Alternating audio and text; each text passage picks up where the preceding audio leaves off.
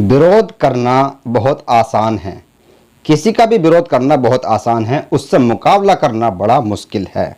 मैं एम नफीस सलमानी, आप देख रहे हैं सीधा चश्मा। जब सीधे चश्मा में आपको दिखाना चाहूँगा कि किस तरह सोशल मीडिया पर मुस्लिम इजराइल का विरोध कर रहे हैं, और विरोध भी करना वाजिब है। मैं ये नहीं कह रहा हूँ कि विरोध ना किया जाए, जालिम का विरोध किया जाए, जालिम से मुकाबला भी किया जाए। जालिम का खाली विरोध करने से काम नहीं चलता है, उसकी बराबरी की जाए और उसको धूल चटाई जाए। ये खाली मामला इजराइल के साथ नहीं है, दुनिया के हर उस मुल्क और उस इंसान के साथ होना चाहिए जो मासूम लोगों की हत्या करे। पर क्या मुकाबला सोशल मीडिया पर या विरोध करने से सोशल मीडिया पर आपको कामयाबी मिल जाएगी? यह भारत के नहीं, पूरी दुनिया के मुसलमानों के लिए एक सबक है, क्योंकि मुस्लिम ज़्यादातर अपना वक्त जो गुजारते हैं वो सिर्फ और सिर्फ ये कहकर गुजार देते हैं कि अल्लाह दूर करेगा, अल्लाह से दुआ करो। कभी भी साइंस पर ध्यान नहीं देते हैं, जबकि इस्लाम की पहली लकीर ही शिक्षा पर खींची गई है। यानी कि अगर आप जब कुरान पढ़ना शुरू करेंगे तो आपको पहली सूरत मिलेगी पढ़ने के लिए, इकरा।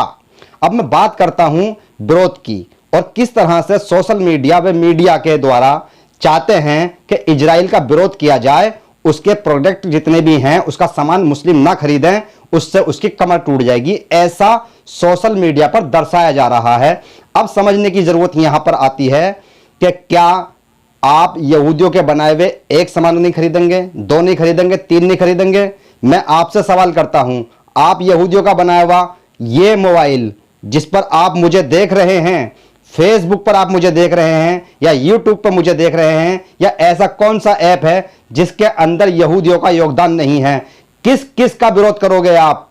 किस किस से लड़ोगे आप? सबसे पहले आपको लड़ने के लिए चाहिए अपने अंदर इच्छा शक्ति। थोड़ा सा बदलाव कीजिए, और बदलाव के साथ साथ अपने नौजवानों को शिक्षा की ओर आकर्षित कीजिए, जिससे कि देश खाली इजराइल ही नहीं पूरी दुनिया के लिए एक सबब बने। क्योंकि मुस्लिम आज मौजूदा वक्त में शिक्षा से बिछड़ चुका है और रोजगार से तो टूटा हुआ पहले से ही है, क्योंकि जो होगा अनपढ़ वो कोई काम ढंग से कर ही नहीं पाएगा। जैसे कि मैं आपको बता रहा हूं कि भाई अनपढ़ नहीं काम कर पाता है कोई भी, आप अच्छी तरह समझते हैं। कुछ और पीछे चले जाते हैं, कुछ वर्ष पीछे चले जाते हैं।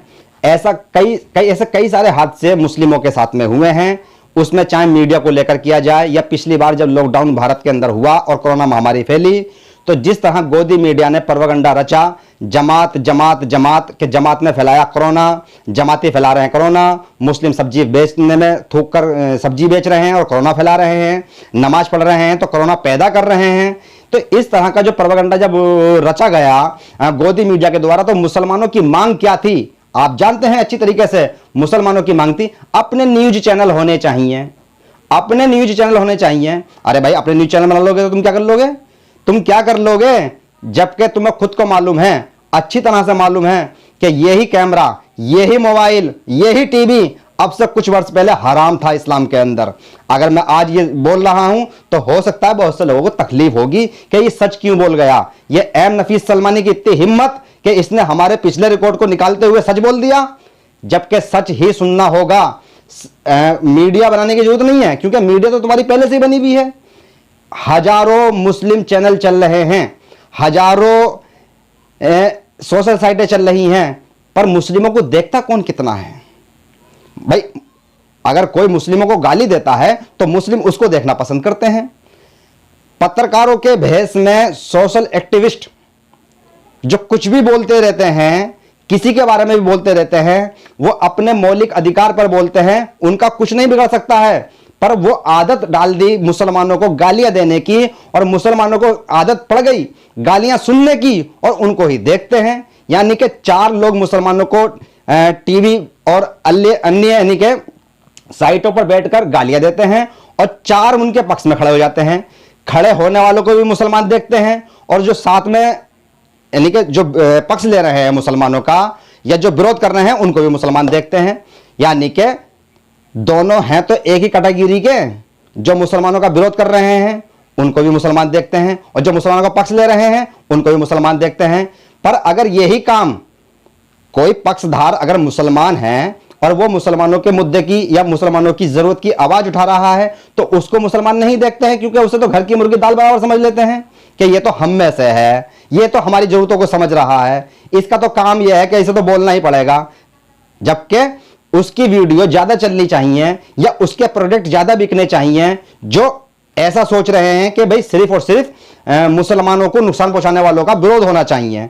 तो मैं हालांकि इस पक्ष में बिल्कुल नहीं हूं कि किसी एक समुदाय का सिर्फ इसलिए विरोध किया जाए या किसी का इसलिए विरोध किया जाए कि भाई वो मुसलमानों को बुरा कह रहा है। मैं तो सिर्फ और सिर्फ इस पक्ष में रहता हूं कि उससे मुकाबला किया जाए, डट के मुकाबला किया जाए, उसके जैसे सिस्टम बनाए जाए।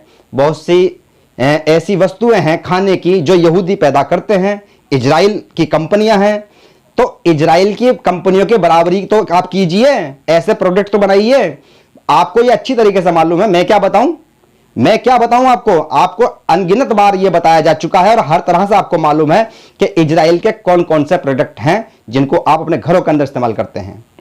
मैं तो आपको ये बता रहा हूं कि फेसबुक, व्हाट्सएप, यूट्यूब या ट्विटर या ऐसा कौन सा ऐप है या ऐसी कौन सी साइट है या कंप्यूटर, लैपटॉप, इंटरनेट, कुछ भी ले लो, आप जो मर्जी उठा के देख लो, आप बिना यहूदियों के नहीं चल रहा है। यानी कि अब से 100 साल पहले या 150 साल पहले जब टीवी की स्थापना हुई थी तो इसमें यहूदियों का ही योगदान था। जब टेलीफोन की स्थापना हुई थी तो ईसाइयों के साथ साथ यहूदियों का भी योगदान था। मुसलमानों ने क्या किया है? मुसलमानों ने सिर्फ और सिर्फ दुआ की है। दुआ, अच्छा दुआ भी सबके लिए की है, क्योंकि मैं जानता हूं मुस्लिम रहम दिल होते हैं और रहम की ही बात करते हैं, कभी मुकाबले की बात नहीं करते हैं। जब अपने सर पर आती है तो दुआ मांगते हैं, बात मदरसों को ले जाते हैं, बात मस्जिदों तक ले जाते हैं और बात झल्लूसों के, जुम्मे के दिन झल्लूस तक ले जाते हैं। सिर्फ और सिर्फ जुम्मे के दिन यानी कि शुक्रवार के दिन बाद नमाज के झल्लूस निकालने की कोशिश करते हैं मस्जिद के आगे से, और विरोध करेंगे और घर घर अपने घर घर। कुल मिलाकर ना तो मुसलमानों की कोई राजनीतिक पार्टी है, ना कोई मुसलमानों का ऐसा कोई यानी कि बड़ा इदारा जिससे कि मुसलमान ये कह सके कि भाई हाँ हम इसी के जरिए कामयाब हो सकते हैं, क्योंकि खुद ना तो रहनुमा चुनते हैं और ना रहनुमा चुनने देते हैं। ये सबक है मुसलमानों के लिए कि तुम्हारा सर पिट रहा है, तुम्हारा सर घर लुट रहा है और तुम ही बदनाम हो रहे हो। जबकि ये मौजूदा वक्त जो चल रहा है, कोरोना काल का जो वक्त चल रहा है पूरे भारत के अंदर, इसकी स्थिति लगाई जाए तो अंदाजा लगाना नामुमकिन है। कोई पत्रकार, कोई कैमरा, कोई एक्टिविस्ट ऐसा नहीं है जो पूरी तरह से कवरेज या पूरी तरह से इस मुद्दे पर बात कर सके। फिर भी मुस्लिमों की अगर बात करी जाए तो मुस्लिमों का नाम नंबर 1 पर चल रहा है सेवा में, खिदमत गुजारी के अंदर। यहां तक कि कल की ही बात ले लो आप, मैंने खुद घर से बाहर निकल के देखा कि मुस्लिमों ने मस्जिदों में नमाज नहीं पढ़ी, सरकार की गाइडलाइंस का पूरा पालन किया। मैं किसी और पर तंज नहीं करूंगा, अगर यही बात या यही त्योहार या इतना बड़ा त्योहार किसी और का आ गया होता तो अंजाम क्या होता वो आप अच्छी तरह जान सकते हैं। ना तो चुनाव रुकते हैं भारत के अंदर और ना ही बड़े बड़े मेले रुकते हैं, क्योंकि मेले का समझ रहे होंगे जहां से कोरोना सबसे ज्यादा फैला और यहां तक के इतनी लाशें गांवों के अंदर पहुंच गई हैं, जिंदा लाशें पहुंची और मुर्दों को यानी कि बहाया जा रहा है गंगा के अंदर। तो कुल मिलाकर बात अगर सिर्फ मुस्लिमों की करी जाए तो मुस्लिम करता कराता भी बदनाम होता है, यानी कि अच्छा करने की कोशिश करता है फिर भी बदनाम हो जाता है। तो मैं यहाँ यही कहूंगा कि आप बदनाम होने की कतई भी कोशिश ना करें। विरोध नहीं, मुकाबले की बात आती है। अगर मुसलमानों के अंदर इतना दम है कि वो मुकाबला कर सकते हैं और सच्चाई पे बात कर सकते हैं, तो फेसबुक, व्हाट्सएप, यूट्यूब जैसी आपको यानी कि साइटें बनानी होंगी, ऐसे ऐप बनाने होंगे, अपने इंजीनियर पैदा करने होंगे, अपने साइंटिस्ट पैदा करने होंगे। खाली एक साइंटिस्ट से काम नहीं चलेगा और उनका भी इंतकाल हो चुका है। बस खाली यही नहीं कहना है कि एपीजे अब्दुल कलाम साहब थे हम में से, खाली अब्दुल हमीद का ही नाम नहीं लेना है। बहुत सारे सैनिक आपको शहीद करने होंगे, बहुत सारे लोगों को अपने आगे लाना होगा, अपने एक्टिविस्ट पैदा करने होंगे, अपने पत्रकार पैदा करने होंगे, अपने वकील पैदा करने होंगे, अपने जज पैदा करने होंगे। आपको अपना बहुत कुछ करना होगा, तब कहीं जाके आप ये कह सकते हो कि हाँ हम विरोध करने के हकदार हैं, वरना इससे पहले आप हकदार नहीं हो। पूरी दुनिया इजराइल पर थूक रही है, पूरी दुनिया इजराइल का विरोध कर रही है, बता रही है कि भाई हाँ ये गलत हुआ है किसी के घर में अगर आप जाकर रहे हैं तो इसका मतलब यह नहीं कि आप किसी के घर पर कब्जा कर लेंगे।